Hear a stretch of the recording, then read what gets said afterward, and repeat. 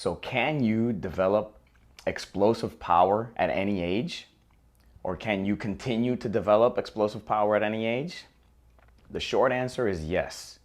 Now, I've developed the Human Neuropower Continuum to kind of provide a guideline, right, or a starting point at which points out the different stages you might find yourself in, whether you're injured or training or trying to get healthy.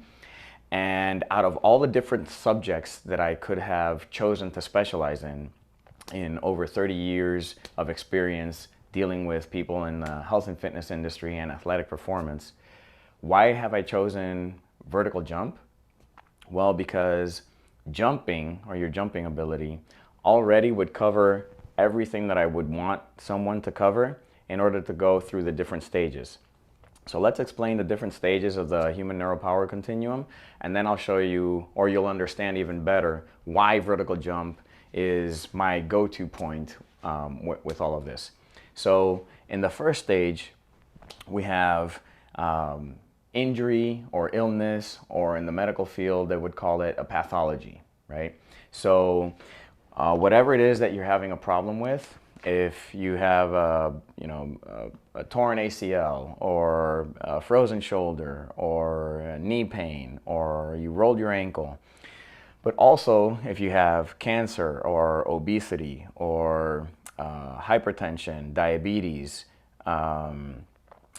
cerebral palsies, traumatic brain injuries, basically any condition or any type of problem that you have within your system that is not allowing you to perform at the best of your abilities puts you in this category over here, okay? Now, health is the next step, and that's why you want to get out of this as quickly as you can and hopefully never be there and come into health. And now, because there's so many definitions of health, or people define them in so many different ways, or even worse, in many seminars that I've given, and when I have people live, from doctors and nurses to trainers and therapists, not having an answer is even worse, especially when you say that you're in the health and fitness industry or you help people get healthy. So I'd like to provide a definition which would give you a starting point, or a point of reference, so that you know if you're falling more into the injury side or you're actually optimizing health. So now for me, health is when all systems of your body are performing optimally. So that presupposes that you know what the systems of your body are, okay? And on average, most in the profession could give me about maybe 5 systems, when in actuality we have 11 systems in our body, okay? Most people don't know that the skin itself is its own system, okay? And so we have the integumentary system, we have the cardiovascular, we have the respiratory, we have the muscular, the skeletal, we have the lymphatic or immune system, we have nervous system, endocrine system, digestive system, reproductive system, and the urinary system, okay? All those systems are you, right? And so we're basically a system of systems, right? And so whenever any one of those systems isn't performing at its best, or it's underperforming, we're in a state of injury or illness or pathology. Now, I'm going to be talking throughout this channel on more ways that you can improve each one of these systems, because there's so much information out there and so much confusion that most people don't know. First, they don't have the definition, and second of all, they just pick and choose all these different things on how to improve their health, when they have to take a more global picture on what their body needs in order to become healthy. And I used to have what I used to call a performance and vitality pyramid that would kind of help you pinpoint where that would be. But I've changed it into this because there wasn't a place for the nervous system to be in. And after all my years of studies and trying to figure out where the nervous system would be in a hierarchy of determining either the therapies or the lifestyle changes that a person had to make, whether you're talking before or all the way after in like human power and performance, the nervous system is in all of it. And so it's more like the umbrella that encompasses the whole thing, right? And so as far as how I had it developed, if you look at what the Boy Scouts learn, or people in the military or survival courses, they teach the rule of threes. And in the rule of threes, they teach you that you can live 3 minutes without air, 3 hours without shelter, 3 days without water, and 3 weeks without food. Okay, and most people run into problems when they get lost and, they find themselves stranded somewhere, is they go looking for food when they have 3 weeks to get that covered, and they forget they need to protect themselves from the elements, and or they need to be able to find a source of water. Okay, so as far as health is concerned, you can look at the rule of threes, and at the cellular level, you can also look at different Nobel Prize winners that have done extensive studies on what a cell needs in order to survive. And a cell, in order to survive, needs to be able to eliminate or avoid trauma, right? So if you puncture a cell, it'll die. Like if you split it open or injure the cell that way, it won't put itself back together. It needs to be able to avoid or eliminate or not be exposed to poisons or toxins that would actually kill it as well. Then it needs to be able to eliminate its own toxins, right? Because of its own metabolic processes, it starts producing its own toxins, right? Like the same as you do, you eat, right? If you eat and eat and eat and eat and don't eliminate, then you're auto-intoxicating yourself by your own metabolic processes, right? And so that's a part of health. Also, you need your own source of you need to be able to get your source of fuel, right, which would be your nutrients and your water.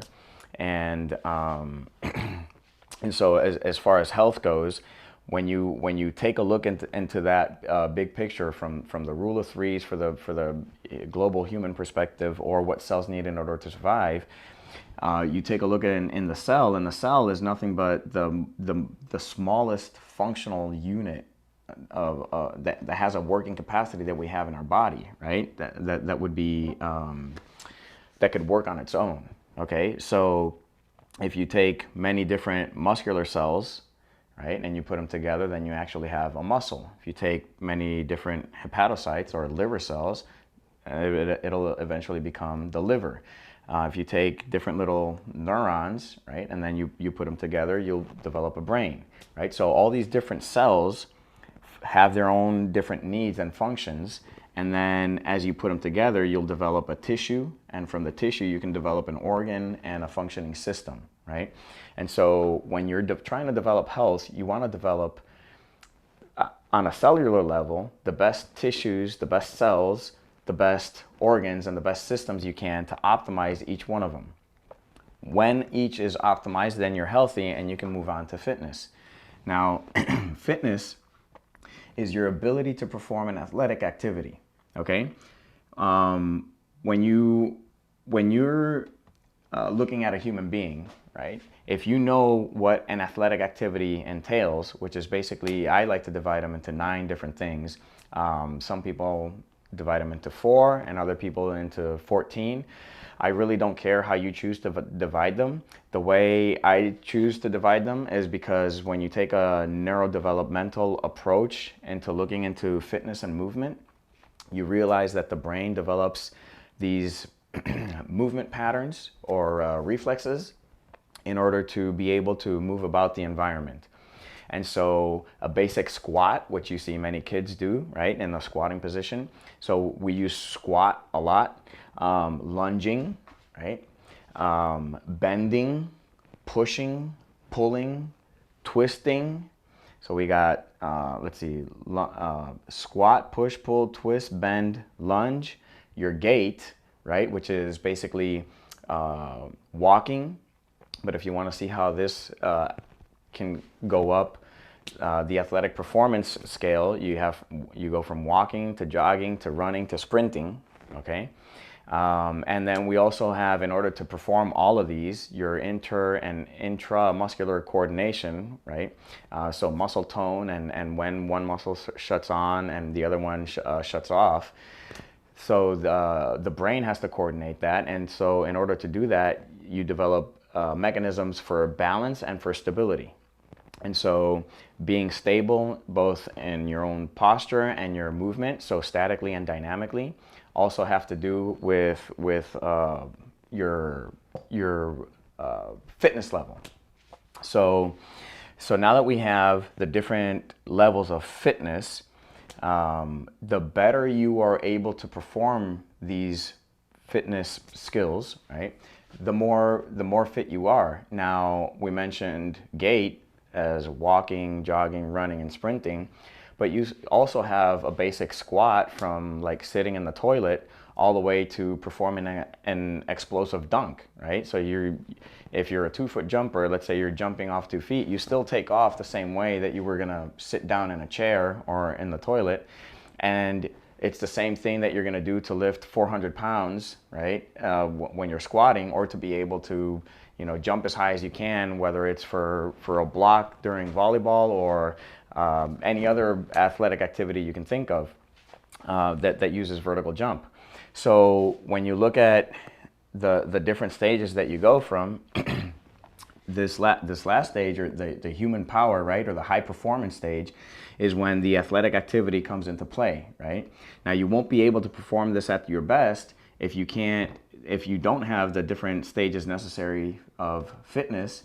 And the problem that we see when we're trying to recover from injury is that most people, they skip health and they go into fitness. So for example, let's say we're doing weight loss, okay?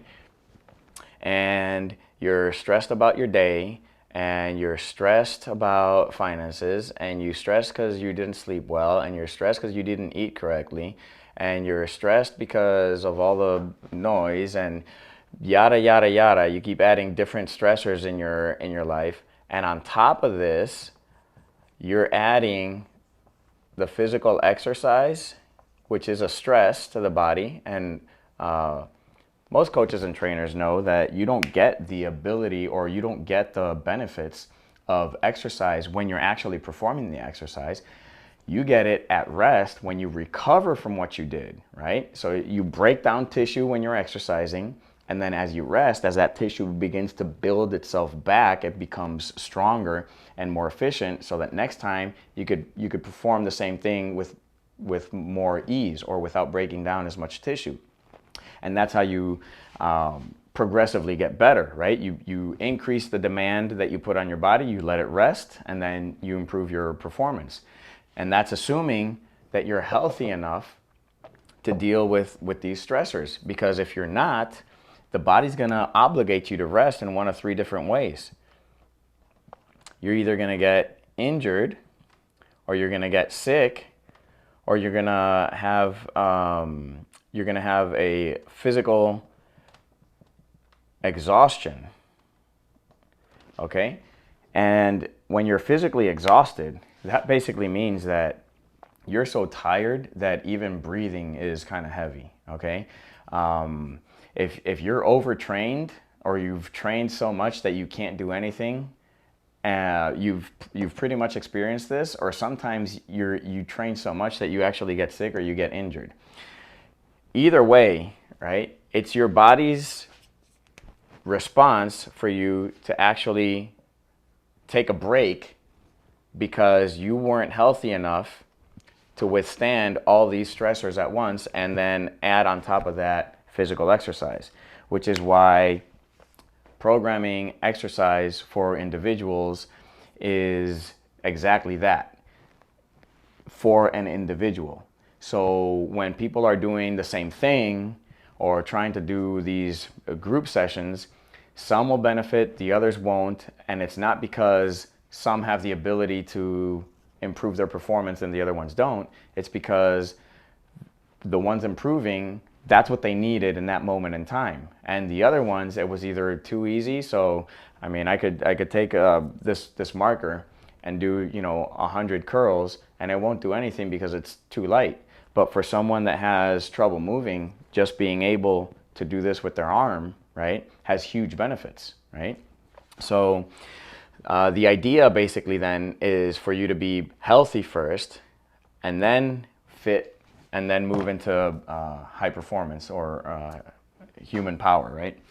So now that we know what the human neuropower continuum is, I'm going to make a video on all the health benefits that that are within jumping. Right? There's so many benefits with jumping that people don't realize that I want to show you or share with you, because if you're actually able to perform a vertical jump and increase it over time, you're preventing knee injuries, hip, low back, right? Because you have to be able to train for them, right? You have to be healthy enough to recover from the training. You have to have your proper ranges of motion and movement patterns down. And then you have to be able to continually improve on it. So if you're a weekend warrior, or you're an athlete in a sport where having a dominant vertical jump gives you an advantage, then click the subscribe button and click the alerts so that you're alerted whenever I come up with videos, because in this channel, I'm going to be talking about how to recover quickly from injuries and all the different injuries that there are, how to optimize every single one of your systems for health, what it takes to actually perform properly, your levels of fitness, right, and how to improve each one of the skills that we mentioned about, each one of the 9 basic movement patterns, and especially how to develop power and explosiveness, because a lot of people doing sports, they don't realize that horizontal speed, which includes agility, right, are actually 90% vertical in nature. Okay, so if you want to run faster, if you want to sprint better, if you want to stop and go with more ease, and you just trained your vertical jump, those abilities will improve. So I chose vertical jump as a topic that I want to specialize in, and I'm going to be showing you all the different things that you can do to become healthier, to get out of injury or recover better, or get rid of different illnesses, right? All the way to the levels of fitness, and when we talk about human power, right? You want to learn about your rate of force development. You want to learn about velocity-based training. You want to know the formula for power, which is force times velocity, which is speed with a vector component to it. And so basically that's what I'm going to be talking about in this channel. And so if you're one of those weekend warriors or athletes where that vertical jump gives you an advantage, then stick around, because I made this channel thinking of you.